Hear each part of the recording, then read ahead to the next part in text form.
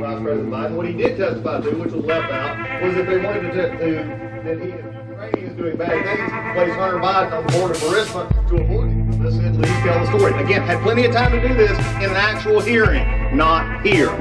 This is what they want. This is what they've been wanting. The majority has played this the whole time. So we'll play this out as long as they want to. It would have been better, though, if they actually had a case to have made it in the proper setting instead of not coming and not testifying. An enumerated basis in the Constitution for impeachment. The Democratic majority would have you believe that abuse of power is a high crime or misdemeanor. It's not. It's an opinion. It's not even a crime that can be charged in a court of law. Unlike Presidents Nixon and Clinton, who were tried for actual crimes, this president is being impeached on vague phrases that appear nowhere in our Constitution. The second article, obstruction of Congress, again, doesn't exist in the Constitution as a basis for impeachment, and is attempting to impeach a duly elected president for asserting constitutionally based privileges that have been asserted on a bipartisan basis by administrations of both political parties throughout our nation's history.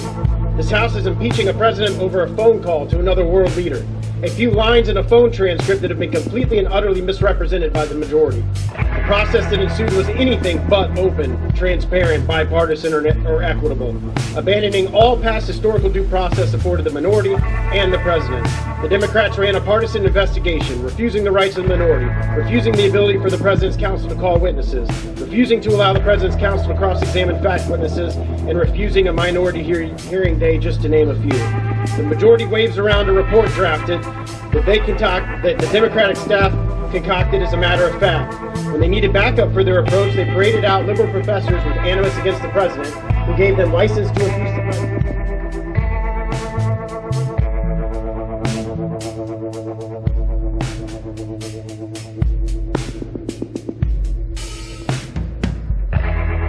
Subpoena power for Republicans, no Republican witnesses. During the depositions, Republicans were prevented from getting all their questions answered, but Democrats got every one of their questions. The witness responded to every one of theirs, but not Republicans. The chairman wouldn't let him in. Of course, the whistleblower. The anonymous whistleblower with no first-hand knowledge, bias against the president, who worked for Joe Biden, was never compelled to testify. The guy who started it all. This is really about... The president's been driving these guys crazy because he's getting things done. He's doing what he said he was going to do. He's having results. Taxes have been cut, regulations reduced, unemployment at its lowest level in 50 years, the economy growing, Gorsuch and Kavanaugh on the court, out of the Iran deal, embassy in Jerusalem, hostages home from North Korea, and a new NAFTA agreement coming tomorrow. But guess what? When you drain the swamp bites back. They started attacking the president before the election even. July 31st, 2016, they opened the Russia investigation. The FBI spied on 4 American citizens associated with the Trump campaign. The FBI took the dossier to the FISA court. The dossier they already knew was false. They took it to the court and they lied to the court 17 times. Guess what? 3 days ago on national television, even Jim Comey had to admit the FBI was wrong. And yesterday, 1 day ago, the FISA court sends the FBI a letter and says, straighten up, get your act together when it comes to the FISA application process. Think about this. The attack started then and they've continued right up till today. But I want you to think about something. The individual who said the FISA process was fine, the dossier was fine, the Russian investigation was fine, that same individual ran the impeachment process. That same individual staff met with the whistleblower. That same individual is the only guy in Congress who knows who the whistleblower is for sure. And that same individual released the phone records of the president's personal attorney, released the phone records of a member of the press, and released the phone records of a Republican member of the United States Congress. This process has been unfair, it's been dangerous, and it has been harmful to our country. Democrats have never accepted the will of the American people. Nancy Pelosi made that clear 4 weeks ago when she called the President of the United States an imposter. The will of we the people, the 63 million folks who voted for this guy and made him president in an electoral college landslide. They've never accepted that fact. We are less than 11 months away from the election. Let the American people decide who should be president.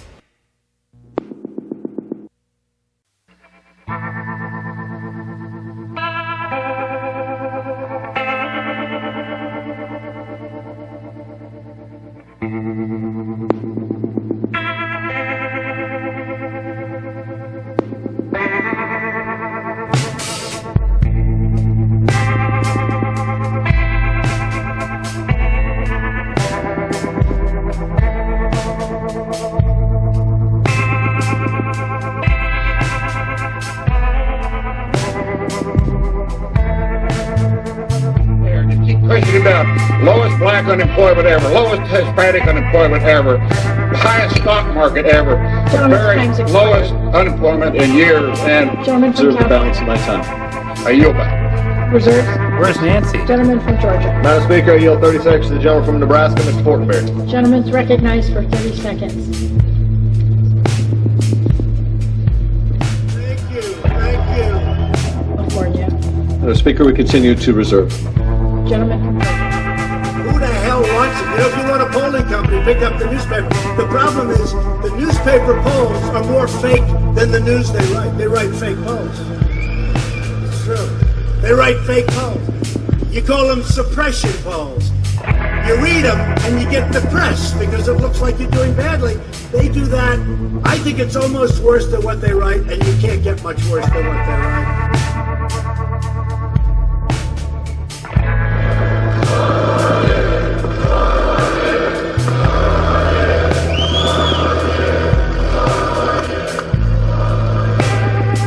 Thank you very much. Together, we will make America wealthy again. We will make America strong again. We will make America proud again. We will make America safe again. And we will make America great again.